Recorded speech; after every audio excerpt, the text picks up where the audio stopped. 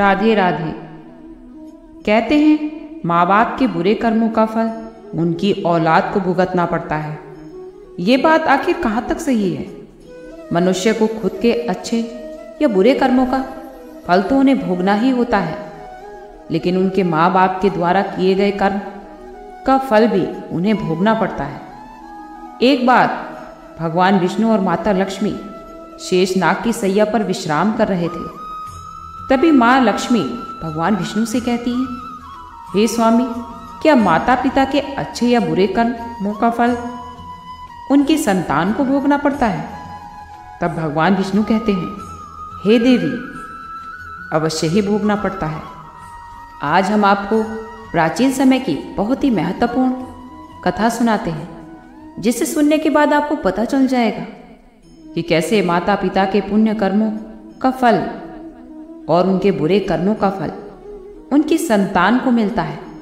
ये कहकर भगवान विष्णु कथा को आरंभ करते हैं और कहते हैं, हे देवी, प्राचीन काल में एक गांव में रहने वाले मोहन और सविता का जीवन आरंभ में अच्छा था, लेकिन मोहन के कुछ बुरे कर्मों के कारण उनके जीवन में परिवर्तन आया। जुड़वा भाई रघु और रमन दोनों एक दूसरे से बहुत प्यार करते थे, लेकिन उनके जीवन में आने वाली कठिनाइयों का मुख्य कारण उनके माता पिता के कर्म होते हैं। गांव के बीचों बीच एक कच्चा मकान था, जिसके आंगन में दो छोटे छोटे बच्चे खेल रहे थे। यह मकान मोहन और उसकी पत्नी सविता का था, जो मेहनत मजदूरी करके अपने परिवार का गुजारा कर रहे थे। मोहन अपने जीवन में शुरुआती दिनों में एक ईमानदार और मेहनती इंसान था। वह किसी भी हालत में गलत रास्ते पर चलने से कतराता नहीं था, लेकिन समय ने उसके जीवन को बदल दिया। मोहन को धीरे धीरे लालच घेरने लगा और वह भ्रष्ट तरीकों से पैसे कमाने लगा। सविता ने कई बार उसे समझाने की कोशिश भी की, लेकिन वो उसकी बातों को नज़रअंदाज कर देता था। उसकी सोच थी कि वह अपने बच्चों के भविष्य के लिए सब कुछ कर रहा है। उसे ये समझ नहीं आया कि उसके बुरे कर्म उसके बच्चों के भविष्य पर क्या प्रभाव डालेंगे। कुछ सालों बाद सविता ने जुड़वा बच्चों को जन्म दिया, जिसका नाम रखा गया रघु और रमन। दोनों बच्चों में गहरा स्नेह था, जैसे एक दूसरे के बिना वे अधूरे थे।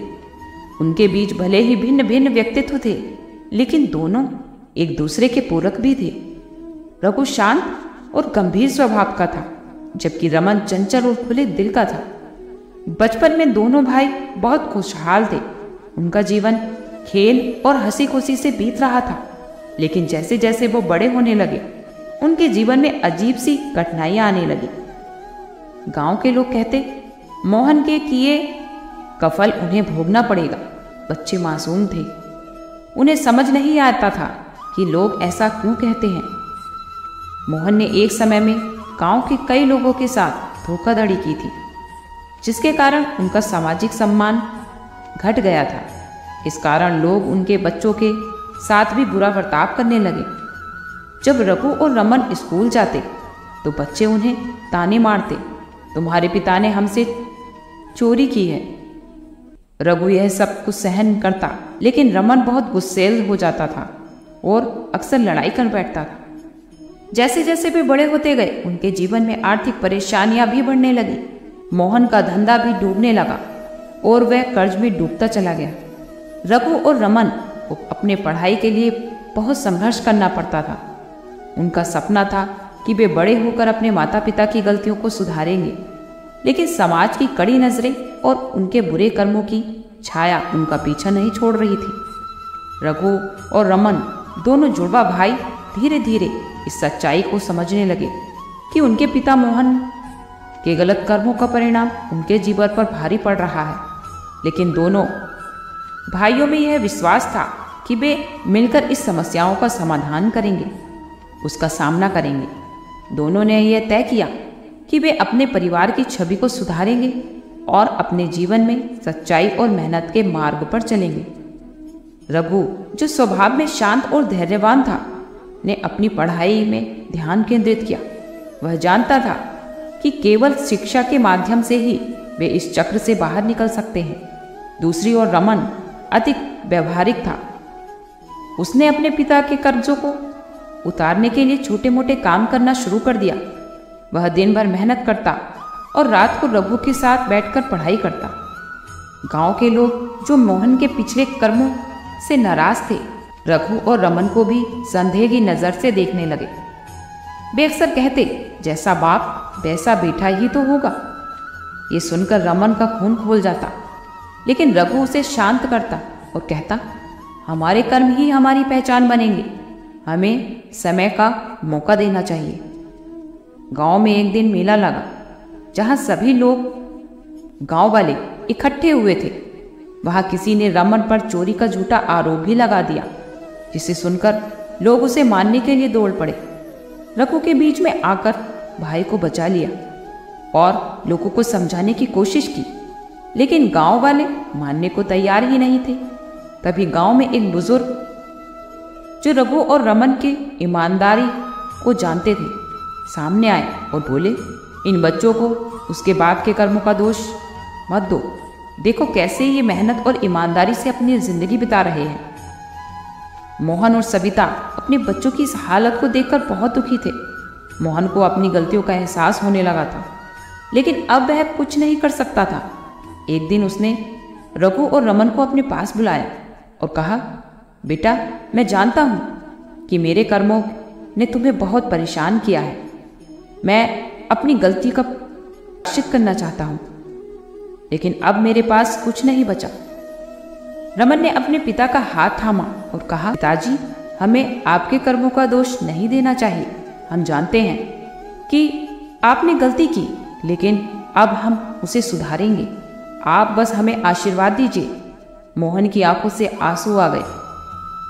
उसने अपने बच्चों को गले लगाते हुए कहा, मैं अब से सही रास्ते पर चलने की कोशिश करूंगा।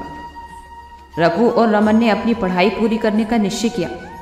गांव में मौजूद कठिन परिस्थितियों के बावजूद दोनों भाई अपने लक्ष्य पर अडिग रहे। रघु ने कड़ी मेहनत से स्कूल की परीक्षाओं में टॉप किया, जबकि रमन ने अपने काम में निपुणता हासिल की।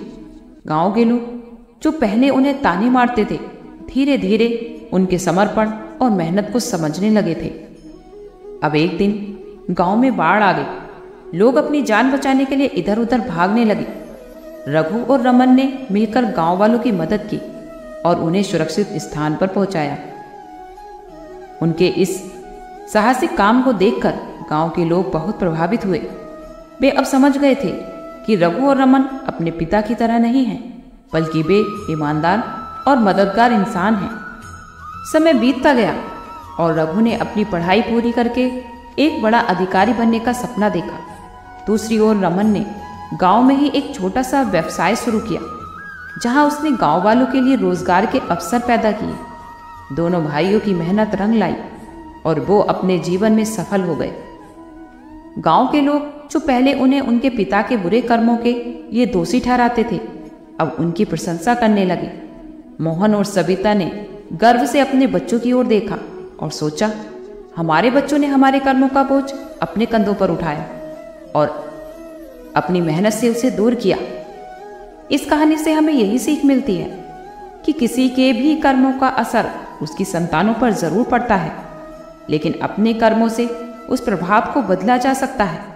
रघु और रमन ने अपने माता पिता के बुरे कर्मों का बोझ उठाया, लेकिन उन्होंने मिलकर अपनी मेहनत, धैर्य और सच्चाई के बल पर अपनी पहचान बनाई।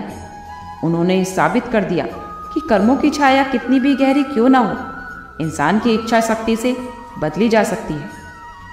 रघु और रमन की इस कहानी से ये सीखा जा सकता है कि चाहे हालात कितनी भी मुश्किल क्यों ना हो, सही मार्ग पर चलने से हम किसी भी कठिनाई को पार कर सकते हैं। माता पिता के कर्मों का असर होता है, लेकिन सच्चाई और मेहनत के साथ हम उसे बदल सकते हैं। जिंदगी में हम कितने सही हैं और कितने गलत हैं, ये केवल दो ही लोग जानते हैं, एक परमात्मा और दूसरी हमारी अंतरात्मा। इसलिए जब हम कोई भी काम करते हैं तो ये मत सोचिए कि हमें कोई देख नहीं रहा है। हमारी अंतरात्मा उसे रोकने का प्रयास जरूर करती है।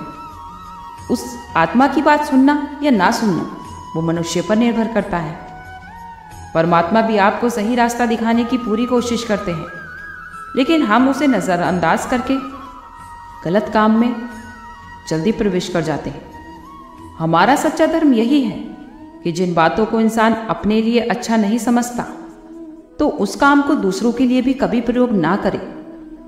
मन अगर आपका अशांत है और आप उसे नियंत्रित नहीं कर पा रहे हैं, लेकिन अगर आप लगातार उसका अभ्यास करते रहेंगे तो उसे वश में किया जा सकता है।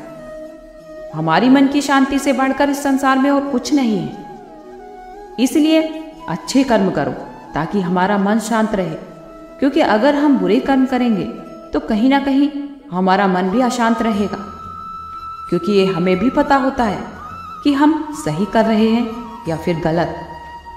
अगर वीडियो अच्छी लगे तो लाइक कीजिए और मेरे चैनल को सब्सक्राइब कीजिए और कमेंट्स में राधे राधे लिखना ना भूलें। आज के लिए इतना ही। कल फिर मिलते हैं एक नई वीडियो के साथ। खुश रहिए, स्वस्थ रहिए।